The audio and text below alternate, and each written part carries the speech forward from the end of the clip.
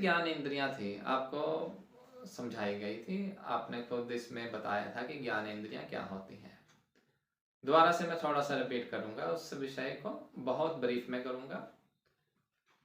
ज्ञान इंद्रियां मैंने वह गोलक जो हमारे इस फिजिकल बॉडी में है, जिसके द्वारा हम आहार ग्रहण करते हैं। अब आप इस शरीर के थ्रू कैसे कैसे आहार लेते हैं वो बताइए। आहार मैंने कुछ भीतर जाना, जिससे हमारा एक विचार बनता है।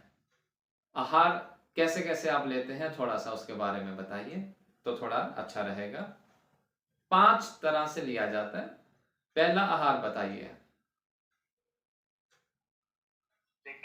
देख के लिया जाता है। तो पहला जो हमारी इंद्री होती है वो होती है नेत्र। बेसिकली ये आंख तो एक गोलक है, यानी कि एक ये ओपनिंग है जिसके थ्रू जो भी रूप हमको दिखेगा वो हम ग्रहण करके हमारे मन में चला जाएगा। ठीक है ना? इंद्रियां आप थोड़ा थोड़ा समझ पा रहे हैं। तो सबसे पहले बोला गया। दूसरा क्या? कान।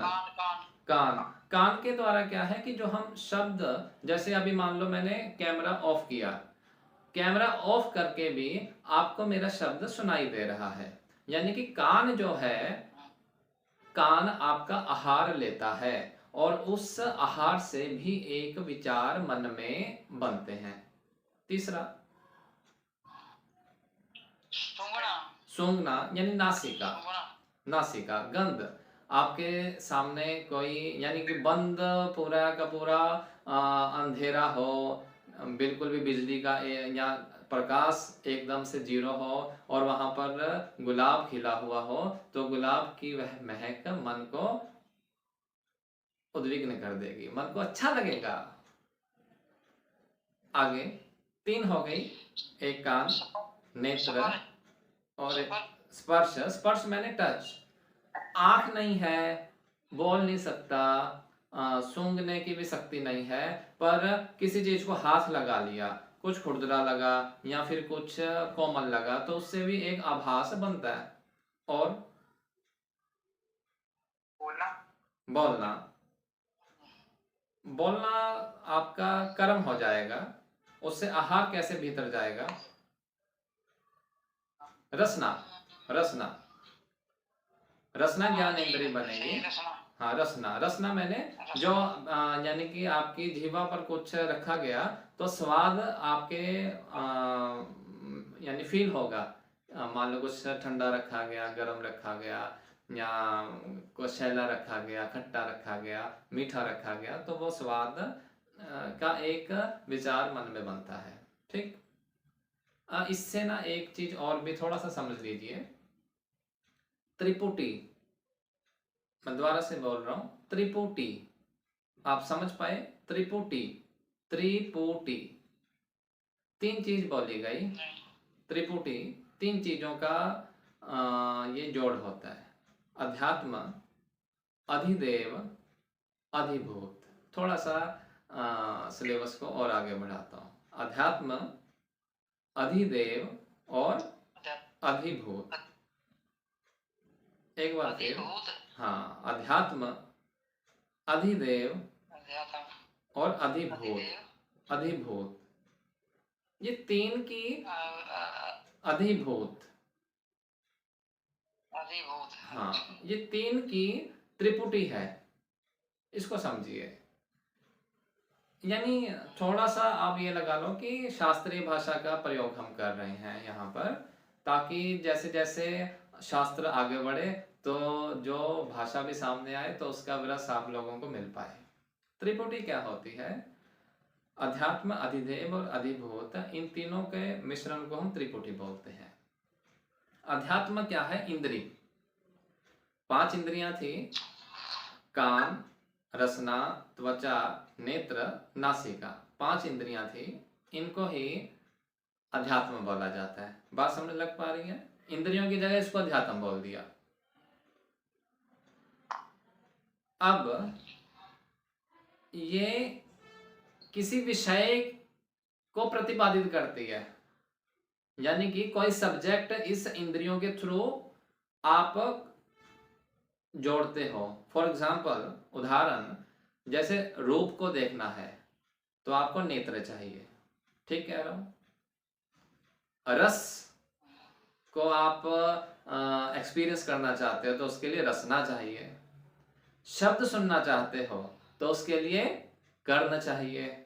तो ये जो रस, शब्द, स्पर्श, गंध और रूप, ये जो विषय हुए इंद्रियों के, इसको बोला जाता है अधिभूत। कोई इसमें प्रश्न?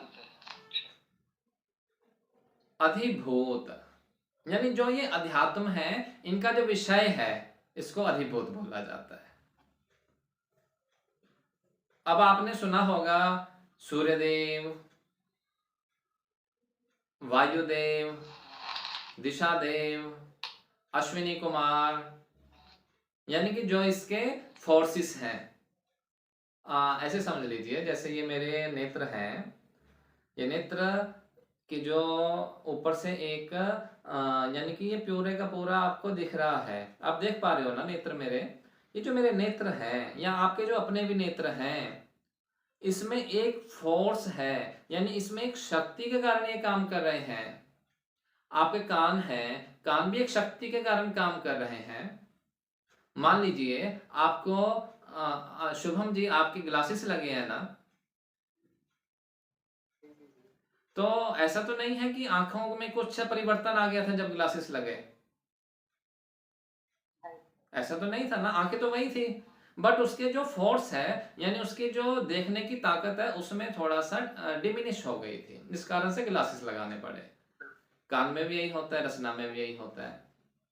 अब इसको शास्त्रीय भाषा में बोलते हैं कि जो हमारे त्वचा है, ये वायुदेव के अंदर आते हैं। वायु, क्योंकि वायु से ही आप स्पर्श को फील कर सकते हो, इसलिए वायुदेव बोल दिया। बहुत सरल है। दूसरा आपका रसना। रसना मैंने रस लेना। अब जब रस लेते हो तो क्या आता है? पानी बनता है जुबान में। जैसे मान लो मैं बात करूं, कोई कुछ भी, रूह, चलो रूह आप ज्यादा ना, आइसक्रीम की बात करो, गोलगप्पे की बात करो, चाट पापड़ी। अब मुझे याद आता है, हमारे एक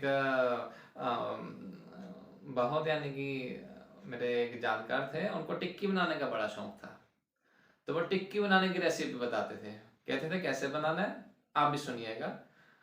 टिक्की बनानी है, ओ, कहते आलू लो, आलू को फिर हाथों से नहीं ऐसे कुचूमर बनाना, उसको मैश करो, ग्रेट करो, कद्दूकस करो, फिर उसको आप अरारोट मिलाओ, फिर उसको पूरे का पूरा, कहते घी डालो या फिर कोई यानी कि अच्छा सा तेल डालो, और गोल गोल घुमा करके आलू की टिक्की बना करके तवे पर डाल दो।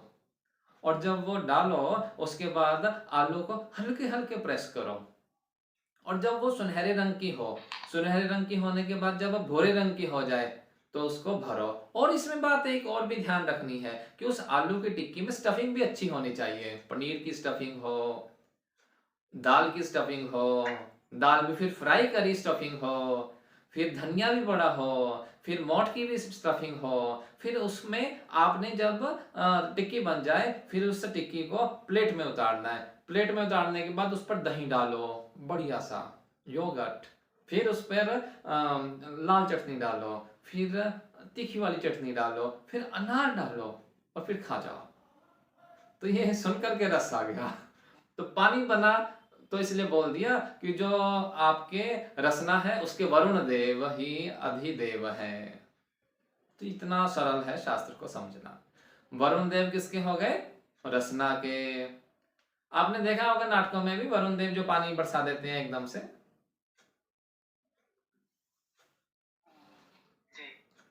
अब नेत्र है, नेत्र का क्या काम, नेत्र का क्या विषय बना?